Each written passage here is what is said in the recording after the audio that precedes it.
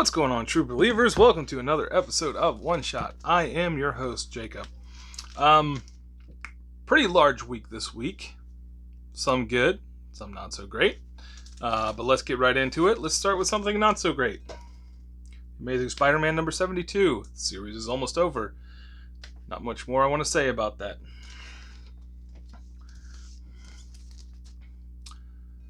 Spider-Man Life Story, Annual Number 1. I have not read this one because I did not know if I needed to read Life Story, the rest of the series first. I do have them. I just haven't gotten around to reading them yet. But I wanted to showcase this cover at least. Fantastic cover. I hear this is a good one. It's about J. Jonah Jameson. He's in prison and he's kind of reflecting on what he could have done for Spider-Man. Justice League, Last Ride, Issue 4. I do believe I did review this book last week. It was the main cover. This is the Martian Manhunter cover. I absolutely loved it. Just wanted to showcase that. Fantastic cover. Ice Cream Man, oversized 25th issue. This series has been really good so far. This issue, we're on an airplane. This guy is kind of panicking because the plane's going down, but everybody else seems calm and just accepted their fate. The pilots are just kind of like talking about the end of, what happens at the end of life. Speculation. They wind up like falling in love towards the end. There's an old lady that's doing needlepoint. She's just like, relax, dude. Just accept your fate. There's a kid who's just playing games on his phone. It's just like, wearing the air mask. And there's a guy that's freaking out. It's a great Twilight Zone throwback to William Shatner. There's something on the wing. There's a guy doing that. And the guy that's freaking out is like, dude, you're crazy. Look out there. There is no wing. So the guy's like, oh, my bad, basically. But this guy's trying to hunt down a parachute. He finds a flight attendant. It's like, where are the parachutes? She's like, this is a commercial flight. There are none. People are drinking. They've just accepted it. Then we go to the ground.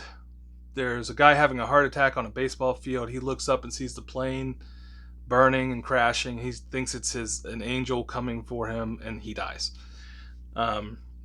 Then there's these two junkies that are shooting up. One of them kind of starts tripping balls and is out in the field on a couch looking up into the sky and sees the airplane crashing. And then the guy just winds up accepting, what's happening to him. Kind of an interesting allegory to, the world's just burning down around you. Kind of thing. Very interesting. But the black box is recovered, and they're going through it, and they realize not everything is as it seemed, because the two pilots were actually fighting in the end. So what was really going on there? Really good story, though. And then there's a little thing at the end of the book that's, I think they're kind of alluding to the end of the series. All these different creatures, it seems like, are going to this place to witness a trial, and it's the trial of the Ice Cream Man. It's more like a supernatural place, and then I guess we learn his name. I can't remember it off the top of my head, but kind of interesting that we're seeing where this story is going to end up, because it does say that they're going to continue that bit towards the end. So maybe that means the end of the series is coming. But really good book. Really great series, Ice Cream Man. The Blue Flame, issue 4. As much as this book confuses me, I'm intrigued by it even more. It takes place during like 2 time periods in this guy's life. The past, where he was like a superhero type guy with a group of people. I'm not sure if they were heroes or villains. I can't remember correctly. But they all wind up getting wiped out except for him. He survives, but he's paralyzed. So he gets mad at the world. He starts drinking and drugs, and he's living with his sister, and he's just, mad at everything. Um, and then towards the end, he kind of is starting to accept himself. He's trying to make himself better. And then we go to the future, where I guess it's the future, where he is the blue flame. He's flying through the galaxy. He got caught by this consortium of people who are putting the entire human race on trial based on his testimony. So he has to go through human histories and stuff, and he has to go through his own history at one point, and it's something he doesn't want to look at. He doesn't want to see himself. And while he's doing this, there's a spaceship crashing with 2 life forms on board. And without even thinking, he just takes off towards them. He's not allowed to leave the area. So as he's taking off, they're like, you need to go back now. If you don't, you're going to hit this wall and you're going to die. And he says, we'll take the wall down. So I guess they do. The prosecutor, who has kind of helping him prepare his case, but at the same time he has to make the case against the human race, goes with him, helps him save 2 people. They kind of are... He doesn't want to, doom the human race because it has happened to his planet. He's the last survivor of his now. But he kind of has to play the devil's advocate here.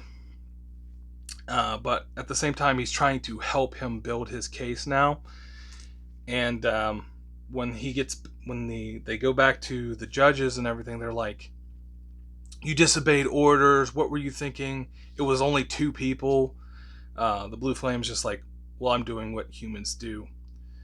And the prosecutor, who is trying to help him a little bit now, is like, this should be the first piece of evidence for his defense. Him helping people he doesn't even know, risking his life. So, super interesting. I'm still intrigued by this book. Want to see what happens to the human race. The Blue Flame. Batman Reptilian number 3. Or as I like to call it, something is killing the villains. There's something hunting down all of Batman's villains and wiping them out, taking them out. It doesn't seem like it's intentionally killing them. It's sampling them for something, but it winds up killing them most of the time, it seems like. So we don't know what this thing is yet. Everybody seems to think it's some type of reptile type creature. But when Killer Croc is brought up, they're like, no, it's not him, basically. So we know this thing is not Killer Croc, but maybe something that's hunting for Killer Croc. We don't know, because the last 2 people alive are the Joker and Killer Croc. And in this book, it attacked the Joker, but it didn't kill the Joker, which is interesting enough. So, loving this book. More of the detective Batman that I love, as opposed to the beat-em-up Batman. But I think this is a Garth Ennis book. Great writer. The artwork is great. It's almost borderline the Department of Truth, but not quite that gritty. But really good story. Amazing Fantasy number 2. Kind of wish I had gotten the original cover, but this was all that was available. This is one of those Peach Momoko covers that, it was just meh. It didn't really intrigue me that much, but the story inside, still pretty good. We're still following the 3 characters, Black Widow, Captain America, and Spider-Man. They have died. They have gone to this fantasy world. Spider-Man is in a little village with Uncle Ben now. Uncle Ben is there. But it seems like they've been brought here for a purpose. Spider-Man is now trying to ride dragons, like train how to ride dragons, which is kind of cool. The Black Widow, This king wants to marry her. She obviously wants no part of it, but she saves him from some assassins. Um, and then Captain America finds this village of all women, and then there's this one old man, and then the men of the village, well, they're only boys, they don't give them any names. They are sacrificing them to the orcs. Apparently this old guy has a deal with the orcs that he gives up the male children to them. And Captain America takes exception to that, so obviously he's stepping in there. So all of these stories, while they seem separate, I have a feeling that they are going to connect at one point. But it's all these different factions that are against each other. So really super fantasy book. I'm still intrigued. There's only 3 more left, and I'm super excited to see where they take off. The Department of Truth, issue number 12. This is kind of a in-between book. We just got done with the Sasquatch scenario, the Bigfoot. And now the main character and the guy that's kind of training him for the department, we're finding out more about that guy that's training. Apparently he's working for the bad guys now that we're finding out. And he has met the main character before when he was a child. But yeah, this is kind of an in-between. But James Tynion, he wants to write a novel, but he's writing comic books. And I'm loving it, even though he's very wordy. Great series, The Department of Truth. Riot number 1. This is the Extreme Carnage number 5. Not many more left in this series, and all the people are not together yet. But Carnage is calling everybody back for one big meeting, like one big family reunion, it seems like. And I don't know, this series is just kind of okay. I think I've said that before. I don't know this guy particularly. I'm not sure if he's a new character or not. But this series is just okay. Darth Vader 15. This is a War of the Bounty Hunters tie-in, supposedly. This seems like it should have come before the last couple issues. I'm a little confused because it seems like they're hunting down the Crimson Dawn thing, but he's already been there in previous issues. I don't know what's going on. It was a good story, though. It was following mainly this bounty hunter. I can't remember his name now either. But it was okay. Another kind of filler issue, Robin issue number 5. This cover is fantastic. I love it. But this one, Robin was kind of back home, and he was being chased by all the other previous Robins. And they're trying to take him back. They're trying to bring him back. But he doesn't want to go back. He's trying to go back to the island to finish the fight. And all of the other Robins are chasing him, and he exploits their weaknesses. And Dick Grayson's the one that winds up catching him. And they have a talk, and he's like, I know you need to do this for yourself. Just go ahead and go. So he winds up back on the island, and the island is getting ready to start the tournament. This series has been really good. Obviously, we can't have action every issue, so we get a little filler every now and again, and that's what this one was.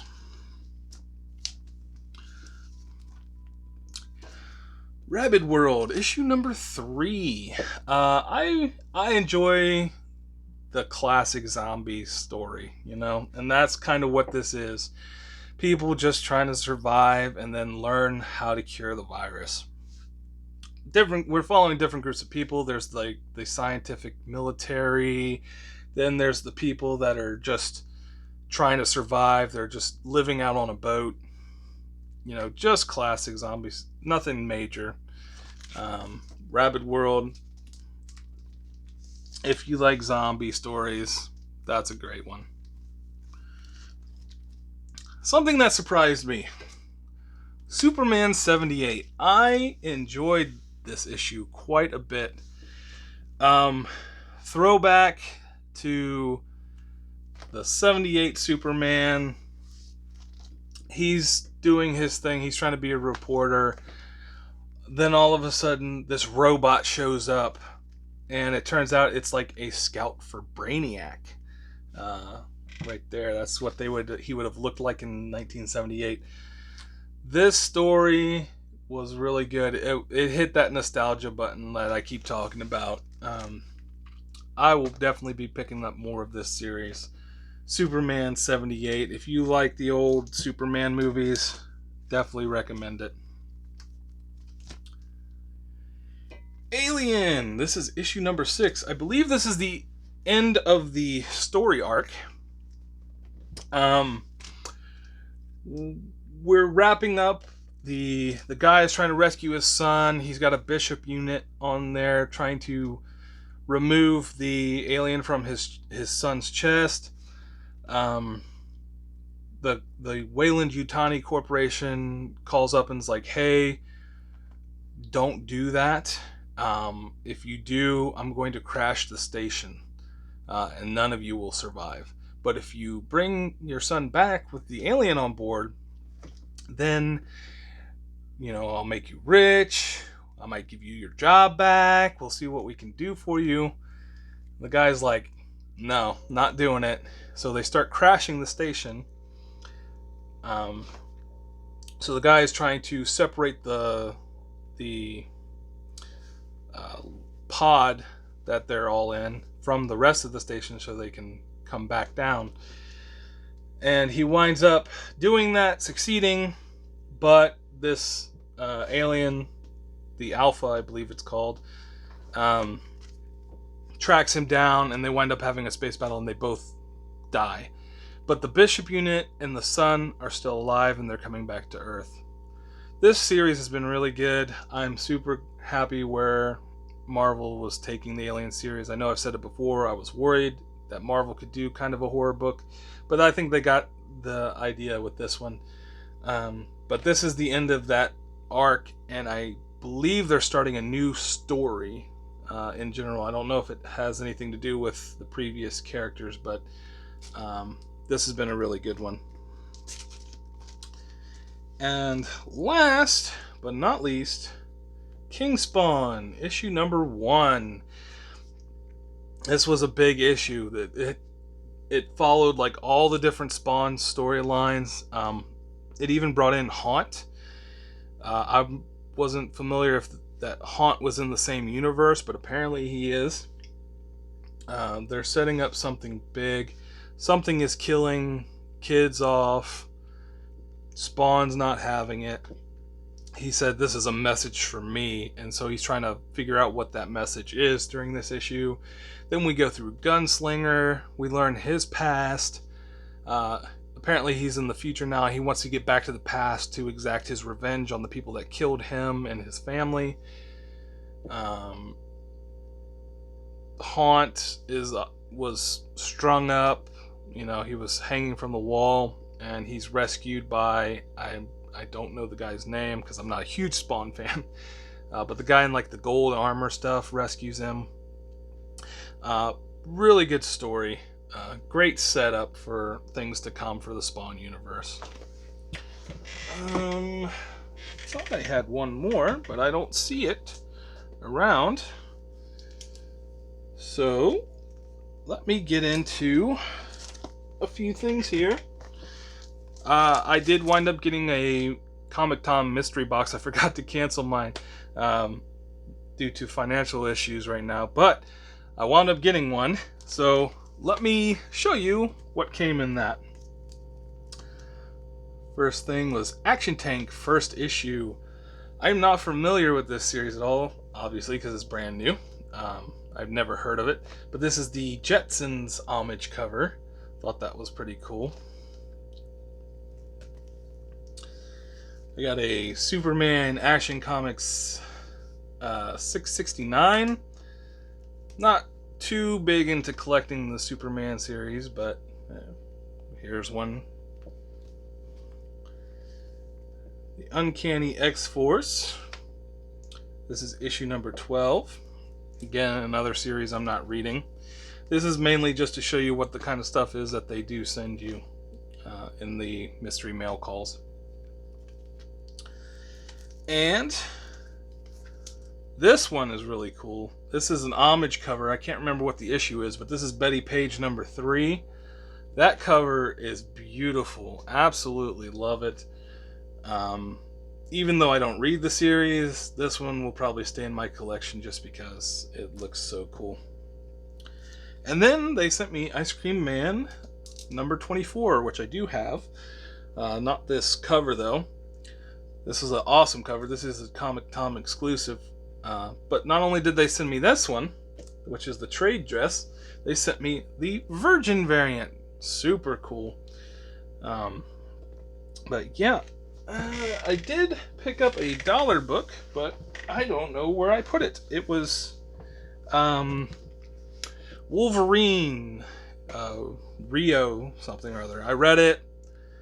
It's a late 90s Wolverine story. It was okay, not that great, so not worth mentioning. But that is all I have for you today. If you like this video, leave me a like, leave me a comment, tell me what you're reading, what you liked about this issue of my series here. Tell me your thoughts. What would you like to see me do? If I should be reading something, let me know. But other than that, as always, keep on reading and have a good day.